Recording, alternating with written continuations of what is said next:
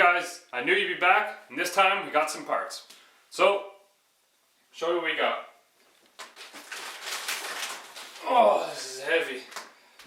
So, finally, our dual mass flywheel came in. Here it is. It's way too heavy. The flywheel's made by Luck. The part number I believe is DMF047. Yeah. Anyways, dual mass flywheel, stock OEM replacement one. I got that for a couple of reasons. I want to keep the drivability of the car. I don't want a twin disc with all that chattery noise. Affordability and simplicity. Just your stock setup, pull type clutch. And I can use the South Bend Endurance, which is like a really good streetable clutch, but it'll still hold 600, 700 foot-pounds of torque. What is a dual mass flywheel? So my simplest explanation of it, to break it down, would be the dual mass flywheel itself has springs inside of it to help dampen the irregular torque pulses from the engine. It also can help reduce transmission noise and makes it easier to shift. So it's a lot easier on your transmission because you have that springiness to the transmission or the flywheel. So you're not getting those torque pulses right into your gears. So as you can see, it's very thick. And that's because there's actually springs inside of it, which is going to help reduce the shock on your transmission, make it easier gear shift changes, and reduce the noise, which is going to be great for street driving. It is very heavy though, so I guess you'll lose a bit of performance there. Now the downside to a dual mass flywheel is going to be those springs aren't really serviceable. So your flywheel is going to wear out and it's going to need to be replaced, whereas a single mass flywheel, you can just get it resurfaced if it's not any significant amount of damage, and then reuse it with the new clutch you're going to put in. This one isn't so much resurfaceable. Now, it doesn't stop there, because I still have better news. I managed to get that shift selector seal that I needed in a very reasonable amount of time. Still waiting on the bushings though. So I'm going to throw on some old clothes and I'll meet you guys out in the garage.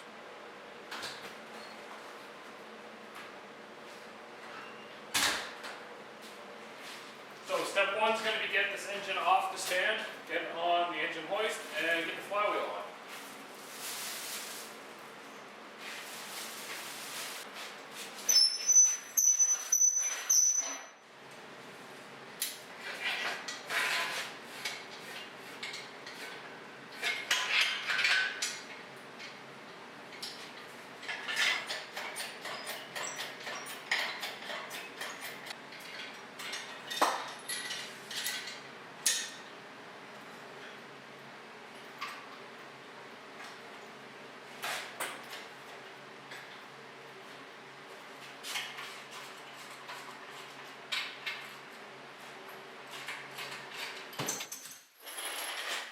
Whoa, it's finally off the stand.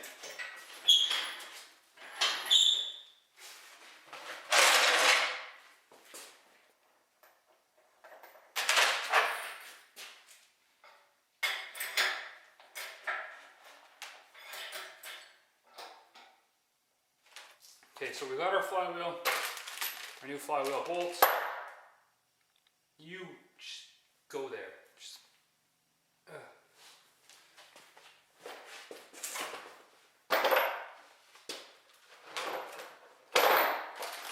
shiny.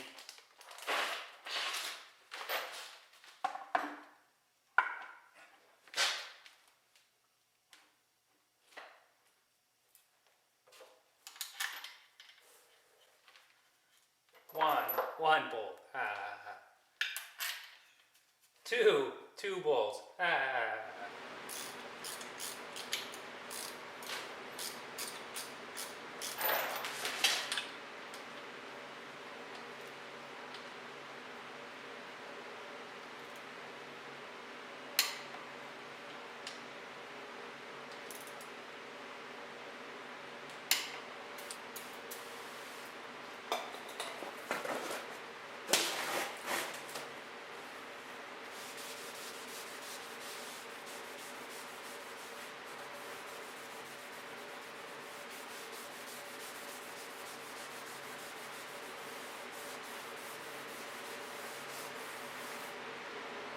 all the gunk and debris from like shipping and machining and stuff. You might as well just clean it off.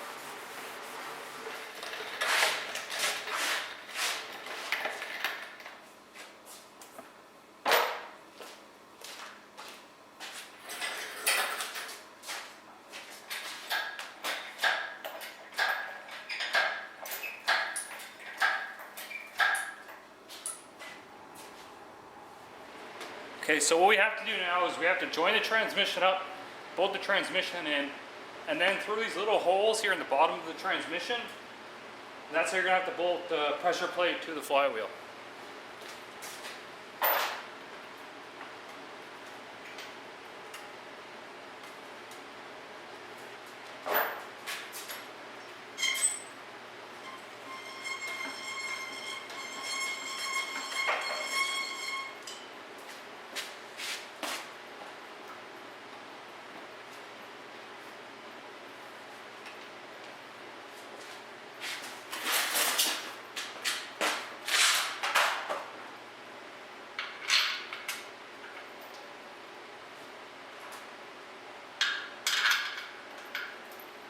I'm just going to put a couple bolts in now, get everything started, lined up, and get the pressure plate started.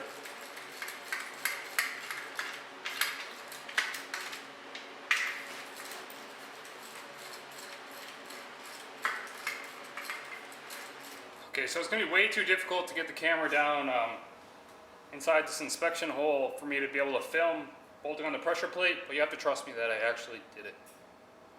Okay. Feel bad for anyone trying to do this under the car because it's going to be a real pain in the ass. There you go. You can see that it slipped over the dowel pin right here. And now I just have to start spinning it around and tightening the bolts evenly about 1,000,000 times.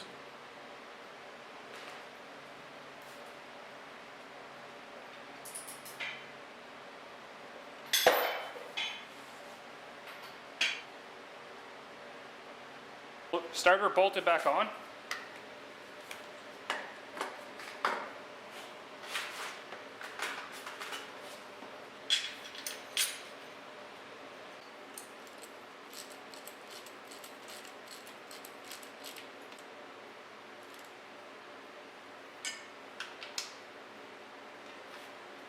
Okay, now we actually have to lift this up to get the bottom transmission bolts in and put the 2 inspection covers back on.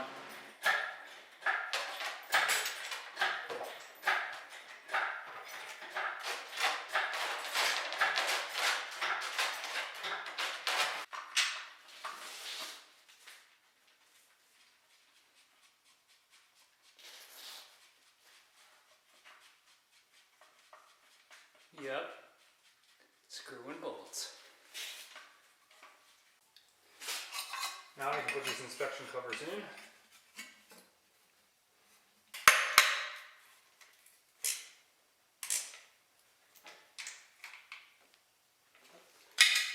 Okay, so we can go ahead and put our alternator on.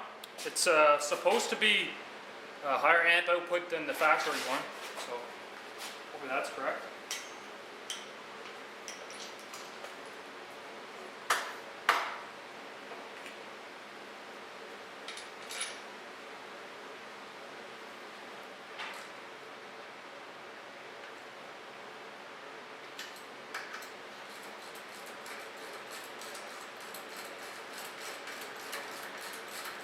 Now I want to do more, but unfortunately that's where I have to stop because I need those bushings for the tripod mount, and if I put the transmission and engine into the car